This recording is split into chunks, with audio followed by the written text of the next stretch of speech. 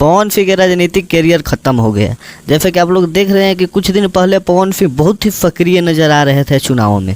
लग रहा था कि चुनाव लड़ेंगे पवन सिंह, ये भी लग रहा था कि जीतेंगे पवन सिंह, ये भी लग रहा था कि आरा से ही चुनाव लड़ेंगे पवन सिंह।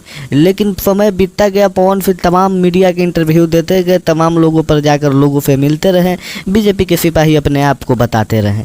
लेकिन समय ऐसा हुआ कि बीजेपी ने बिहार से छुड़ाकर असम बंगाल में पवन सिंह को फेंक दिया।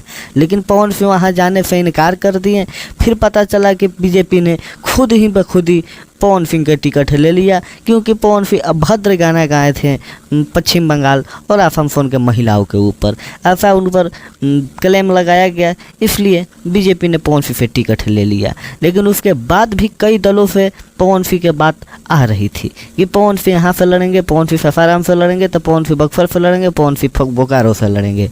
लेकिन अब हम बता दें आपसे कि बिहार और यूपी के लगभग जगह पर फिट तय हो गया है कि कौन सांसद चुनाव लड़ेंगे, कौन पार्टी से कौन नेता चुनाव लड़ेंगे, लगभग तय हो गया है। लेकिन अभी तक ले पवन सिंह का किसी भी पार्टी से नाम नहीं खुलासा हुआ। वो बीजेपी हो, चाहे आरजेडी हो, चाहे जदयू हो, चाहे कांग्रेस हो, या यूपी बिहार झारखंड दिल्ली कहीं भी हो।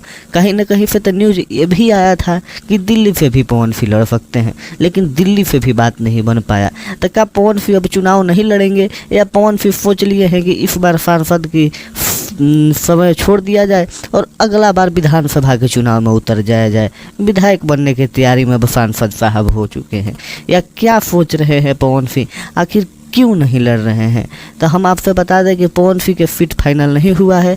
हो सकता है कि पवन सिंह इस बार नहीं लड़ें, अगला बार विधायक से भी लड़ें, या पवन सिंह के भी क्या माइंड में चल रहा है ये खुल कर बात नहीं आया है। तो जिस तरह बात आएगा हम आपको बता देंगे। लेकिन आप कमेंट में ज़रूर करें कि पवन सिंह को सांसद से लड़ना चाहिए चुनाव, या विधायक से लड़ना चाहिए। जय भोजपुरी, जय भोजपुरिया समाज।